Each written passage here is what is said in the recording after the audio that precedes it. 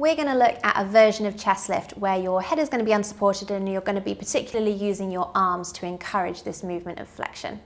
So you might want to grab yourself a pillow. I find it a bit easier to support my neck a little bit. And if you find you're a little bit flexed, you can always grab yourself a slightly bigger pillow. But you're going to come down to lie on your back.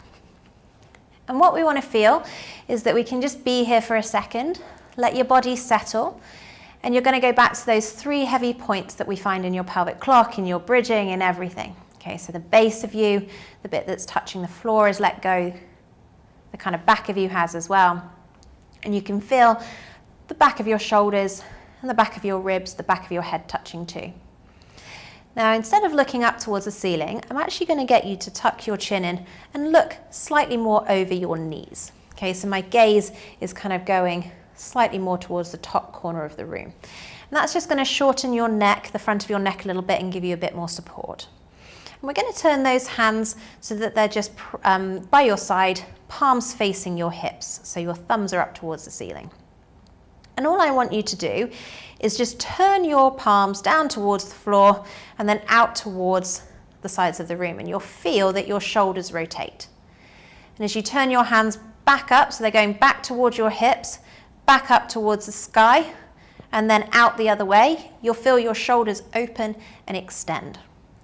So again, you're just going to do that. So we're turning the arm bones in, you're rolling those hands round, you'll come into a little bit of flexion, and then you're rotating those hands out, you're turning the arms outwards, and you'll come into a little bit of extension.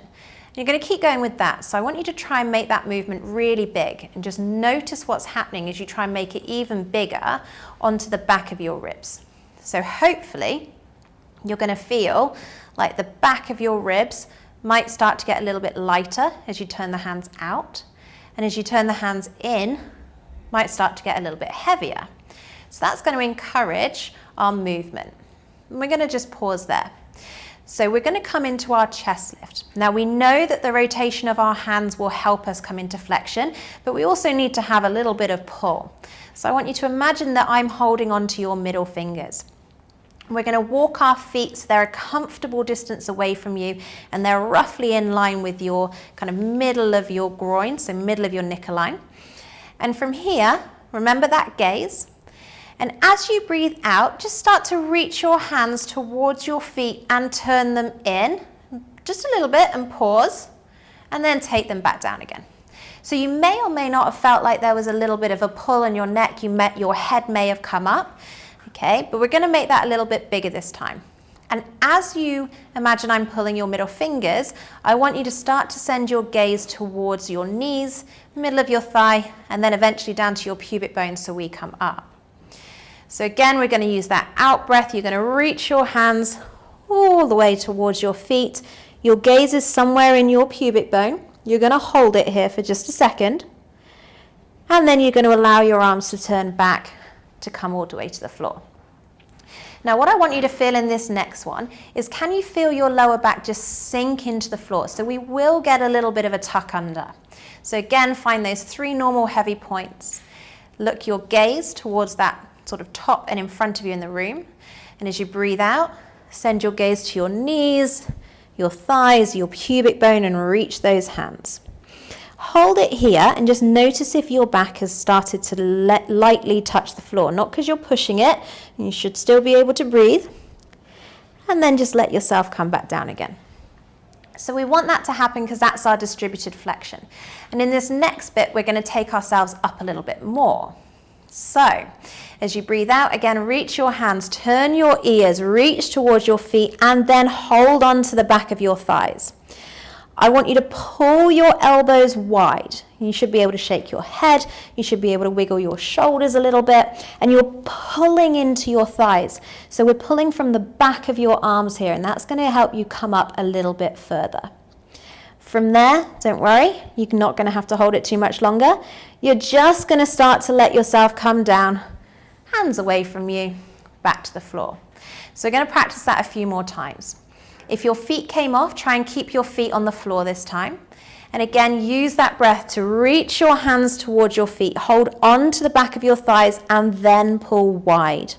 Shake that head. It should be free and easy to search for dinosaurs. And again, those shoulders should be able to move. So we're pulling from the back of us. From here, again, just let yourself slide back down again. You can delay your gaze to protect the front of your neck if you felt it a little bit more there.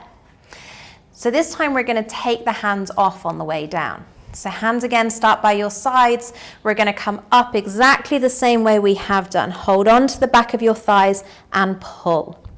From here, I want you to reach your hands towards your shins and out past your feet, and then slide yourself back down again. So we're really reaching towards your feet because that's going to try and keep you up. And the aim of the game is to stay up as high as you were when you were pulling with your arms. So when you're ready, in your own time, we're going to keep going. So hands reach towards feet, ears rotate just as much as your rib cage. We're going to pull ourselves up here. Feel that lower back just settle onto the floor, and then reach the hands to touch the shins to go past them. Can you stay up? And then slowly come back down again. We'll do a couple more of those. And again, you're looking for everything rotating. So keep just going through this movement. You want to feel that your ears are turning just as much as your rib cage. And we're looking for that timing. So as your hands reach towards your feet, as the shoulders turn inwards, the rib cage moves, the breastbone picks up your head as your ears turn. As you do that a little bit more, you encourage more flexion into the spine as you pull. You keep yourself up by reaching yourself. It's like I'm still holding on to those middle fingers, and then slowly coming all the way back down again and taking a break. Well done.